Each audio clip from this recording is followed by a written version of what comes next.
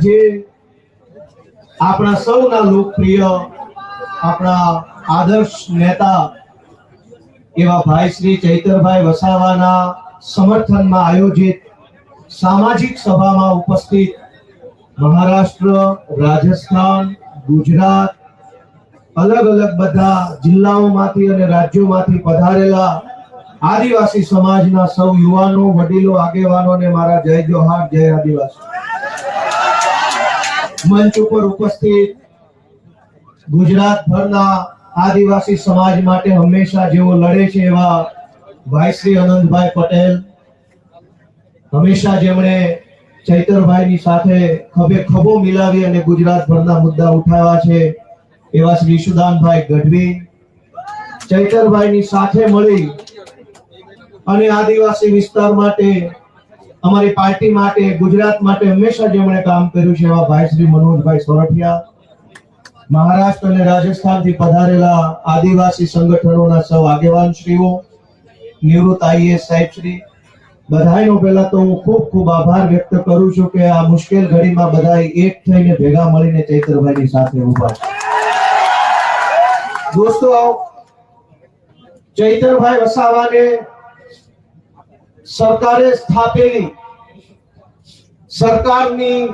સરકારના પૈસાથી ચાલતી સરકારની અદાલતે 7 વર્ષની સજા આપી અને સરકારે સ્થાપેલી સરકારના નિયમથી ચાલતી અદાલતે જે સજાનો ચુકાદો સંભળાયો, એ સજા, એ ચુકાદો આ જનતાની અદાલતમાં લઈને અમે બધા આવ્યા છે કે તમને એ માન્ય છે કે નહીં. લોકતંત્રમાં સરકાર કે કાયદો કે વ્યવસ્થા આ બધી જ વસ્તુ કરતા સર્વોપરી છે જનતાનો ઈરાદો, જનતાનો આશીર્વાદ, જનતાની આશા શું છે. સરકારની પોલીસ સ્ટેશન, સરકારના સરકારી વકીલ, સરકારની ફોરેન્સિક લેબોરેટરીઓ, સરકારનો ફરિયાદી, સરકારની તપાસ, સરકારનો દલીલ, સરકારનું બધું જ, પણ જનતાની અદાલતમાં સરકારનું ના ચાલે. આ જનતાની અદાલત ભેગી થઈ છે, આદિવાસી સમાજની અદાલત છે. ચૈતરભાઈને સરકારની અદાલતે અને સરકારે ભેગા મળીને જે કાંઈ ન્યાય અન્યાય કર્યો એનો સાચો ન્યાય આદિવાસી સમાજની અદાલતમાં થવાનો છે અને નિર્ણય આજે અહીંથી આપણે કરી જવાનો. દોસ્તો, સરકાર એમ કહે છે કે ચૈતર વસાવાને 7 વર્ષની સજા, જનતાની અદાલતના કરોડો ન્યાયાધીશો તમે અહીંયા ઉભા છો, તમે કહો તમે શું સજા કરશો ભાજપને? જો ભાજપની સરકાર ચૈતર વસાવાને 7 વર્ષની સજા કરે તો આદિવાસી સમાજની અદાલતમાં ભાજપને 70 વર્ષની જેલની સજા આપણે કરવાની છે. આવનારા 70 વર્ષ સુધી ભાજપનું બટન નહીં દબાવવાનું અને સજા આપવાનો નિર્ણય આજે આ જનતાની અદાલતમાં થવો જોઈએ. લોકશાહીમાં જનતાથી મોટું હોય કોણ? જનતાથી મોટું કોણ? જનતાથી મોટી પોલીસ નહીં, જનતાથી મોટું જંગલ ખાતું નહીં, જનતાથી મોટા મુખ્યમંત્રી પણ નહીં, સૌથી મોટી જનતા.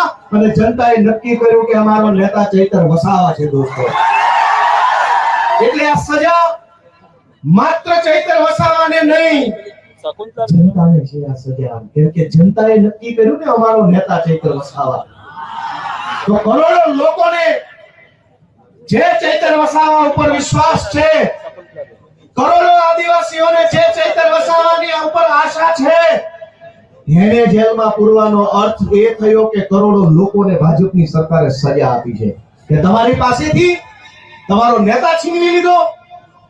અરે ભાઈ સાહેબ, કેટલા વર્ષો પછી ભગવાનના આશીર્વાદથી, પ્રકૃતિના આશીર્વાદથી, વડીલોના આશીર્વાદથી, હજારો વર્ષો પછી એક લડાયક ચૈતર વસાવા જેવો નેતા આપણા ગુજરાતના આદિવાસી સમાજને મળ્યો. અનેક લોકો ધારાસભ્યો બન્યા, સાંસદો બન્યા આદિવાસી સમાજના મત આધારે, પણ આદિવાસી વિસ્તારોમાં ચાલતી નકલી સરકારી કચેરીઓ ઉપર પહેલી વખત બોલ્યું કોણ?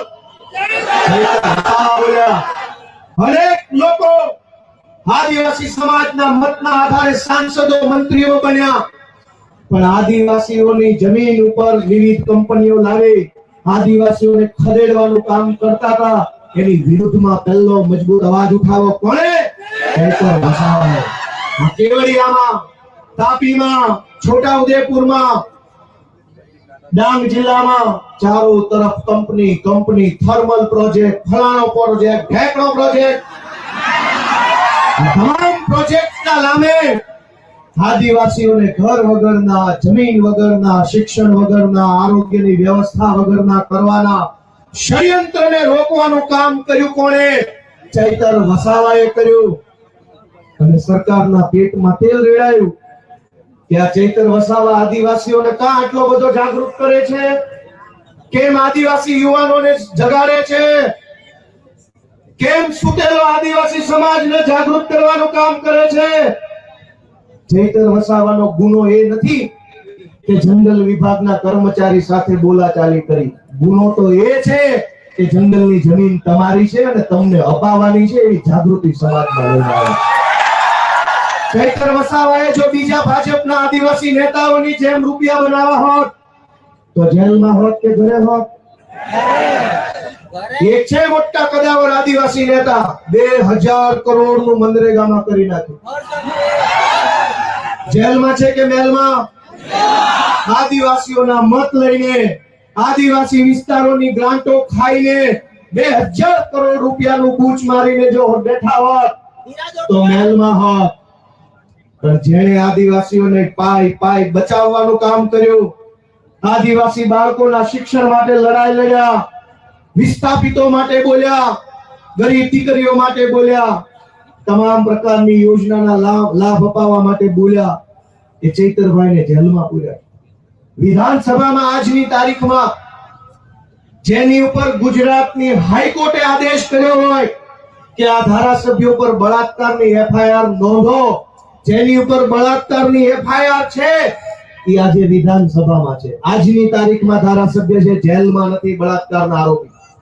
જેની ઉપર મનરેગા કૌભાંડનો 2000 કરોડનો આરોપ છે એ વિધાનસભામાં ધારાસભ્ય થઈને બેઠા છે. જેની ઉપર જમીનો પચાવી પાડવાનો કેસ ચાલે છે 200 કરોડનો, એ અત્યારે ધારાસભ્ય છે. ગુજરાતના તમામ ચોર, લુચ્ચા, લફંગા, લબાડ, તોડબાજ, બળાત્કારી, ભ્રષ્ટાચારી, હંકા ધંધા કરનારા બધા જ લોકો આલીશાન જિંદગી જીવે છે. અને એક મામૂલી ગુનાની અંદર ચૈતર વસાવાને 7 વર્ષની સજા. 7મા ધોરણમાં ભણવામાં આવતું કે દેવડીએ દંડાય છે ચોર મુઠ્ઠી ઝારના ને લાખ ખાંડી લૂંટનારા મહેફિલે મંડાય છે. કરોડોના કૌભાંડ કરનારા લોકો વટથી ફરે છે અને આદિવાસી સમાજ માટે લડનારા ચૈતર વસાવાને જેલમાં પૂર્યા છે. દોસ્તો, મારી તમને એટલી વિનંતી છે કે લડાઈ બહુ લાંબી છે. આજે આપણે બધા અહીંયા ભેગા થયા છીએ, અહીંયા આકડા પડકારા, જુસ્સો, આમ કરી નાખું તેમ કરી નાખું કરીએ છીએ, પણ સાચું આમ અને તેમ કરવાનું ટાણું છે ને મતદાનના દિવસે આવતું હોય છે. લોકશાહી છે, આમ તેમ જે કઈ, અને નર્મદા જિલ્લા વાળાએ તો આમ તેમ કરીને બતાવી દીધું છે. જો આમ તેમ કેમ થાય ને, ગઈ ચૂંટણીમાં કહી દીધું કે આમ થાય. વોટ વાટા ઝુકેગા નહીં સાલા. બટા પાડી દીધા. વડાપ્રધાને અહીંયા સભા કરી, ગૃહમંત્રીએ સભા કરી, પ્રદેશ પ્રમુખે કરી, પણ નર્મદા જિલ્લાના આદિવાસીઓએ કીધું ઝુકેગા નહીં સાલા. આવી જાય. આને કહેવાય અસલ ટાઈગર. પણ દોસ્તો, હું તમને છેલ્લી 2-3 વિનંતી કરીશ કે ચૈતરભાઈનો ગુનો શું?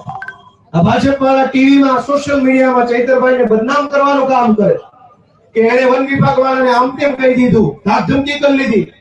તમારા વન વિભાગ વાળા, તમારા પોલીસ વાળાએ અમારી હારે જે ધાકધમકી કરી છે ને એની સજા 700 વર્ષ આપો તો ઘટે એમ છે. આખા ગુજરાતમાં સરકારી માણસો જનતા હારે કેવું વર્તન કરે? સરકારી મામલતદાર, સરકારી પીએસઆઈ, સરકારી ટીડીઓ, સરકારી પ્રાંત, સરકારી આરએફઓ, આ બધા જ લોકો રાજ્યની નાની નાની જનતા સાથે કેવું વર્તન કરે છે? ઈ વર્તનની જો સજા આપવા બેસીએ ને તો એકેય માયનો લાલ ઓફિસમાં બેસી નહીં શકે, બધાને જેલમાં પૂરવા પડે. ચૈતર વસાવાએ 4 શબ્દો શું કીધા તો માઠું લાગ્યું. પણ દોસ્તો, ચુકાદો હવે જનતાની અદાલતમાં લાવવાનો છે. તમારે નિર્ણય કરવાનો છે કે આજ ચૈતર વસાવાને તમારા આશીર્વાદથી એક વખત ગુજરાતની સરકારમાં બેસાડો, પછી ખબર પડશે કે કેવી રીતે ન્યાય કરી શકાય. આપણે ક્યાં સુધી ન્યાય સહન કરવાનો? માંડ કરીને એક નેતા મળે, એક બાજુ બધા ભ્રષ્ટ નેતાઓ સમાજ માટે બોલે નહીં, લડે નહીં, અવાજ ઉઠાવે નહીં, ચૂપ થઈ જાય. એક બાજુ માંડ એક બોલનારો નેતા મળ્યો હોય, એને જેલમાં પૂરી દેવો. ગુજરાત ભરની જનતાને હું તો વિનંતી કરું છું, માત્ર આદિવાસી સમાજ નહીં, જે કાંઈ પણ થોડા ઘણા બોલનારા નેતા વધ્યા છે ને, એની સાથે રહેજો, એને ટેકો આપજો, એની પડખે રહેજો. નહીં તો ગુજરાતમાં કોઈ બોલે છે. સરકાર એમ ઈચ્છે છે કે કોઈ પણ માણસ ભાજપની સામે બોલવો ન જોઈએ, કોઈ માણસ ભાજપની સામે અવાજ ન ઉઠાવવો જોઈએ, એવું સરકાર ઈચ્છે છે. પણ કેટલાક માણસો ચૈતર વસાવા હોય, પ્રકૃતિમાંથી દડા થયેલા હોય, કોઈના બાપથી નો બીવે, સરકાર હોય કે સરકાર હોય કે જે હોય. અને આ જળ, જમીન, જંગલ કોનું છે? સરકારનું છે. સરકાર નહોતી, જે દિવસે આ દેશમાં સરકારો નહોતી ત્યારે જંગલ હતું કે નહીં? જે દિવસે આ દેશમાં કોઈ સરકાર, કોઈ પાર્ટી નહોતી ત્યારે જમીન હતી કે નહીં?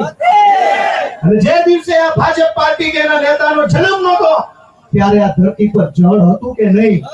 તો ભાજપ વાળા પેદા નહોતા થયા ત્યારે જળ હતું, ભાજપ વાળા પેદા નહોતા થયા ત્યારે જમીન હતી, ભાજપ વાળા પેદા નહોતા થયા ત્યારે જંગલ હતું, અને ભાજપ વાળા પેદા નહોતા થયા ત્યારે આદિવાસી પણ હતા આ દુનિયા ઉપર, આ દેશ ઉપર. તમારી પોલીસ, તમારું ફોરેસ્ટ, તમારા બધા માણસો એ તો હમણાં આવ્યા. આ તો સદીઓથી હાલતી આવતી વ્યવસ્થા છે ને, એને સંભાળીને રાખનારો આદિવાસી સમાજ છે દોસ્તો. આદિવાસી સમાજ જળ, જમીન, જંગલની રક્ષા કરે, અને આદિવાસી સમાજની રક્ષા ચૈતર વસાવા કરે છે. એ વાત ભાજપ વાળાને ગમતી નથી. દોસ્તો, અમારી લીગલ ટીમે મહેનત કરી અને હાઈકોર્ટમાં અપીલ ફાઇલ કરી. જે કાંઈ પણ ખેડૂતો બહેનો, ચૈતરભાઈ અને શકુંતલાબેન સિવાયના બીજા જે કાંઈ મિત્રો જેલમાં છે, અને ચૈતરભાઈ સહિત બધાય, એમની અપીલ હાઈકોર્ટમાં ફાઇલ કરી. અને શકુંતલાબેન જે નાનું બાળક છે એમને હાઈકોર્ટે છોડી મૂકવાનો આદેશ આપ્યો છે. આપણા માટે બહુ સારી બાબત કહેવાય. અને બહુ જલ્દી તમામ આપણા જે કાંઈ પણ સાથી મિત્રો જે નિર્દોષ જેલમાં છે એમને પણ વહેલી તકે જેલ મુક્તિ થાય એના માટેના તાબડતોબ પ્રયત્નો સતત ચાલુ છે. અને બહુ વહેલી તકે આપણને સારા સમાચાર મળે એવી હું આશા રાખું છું.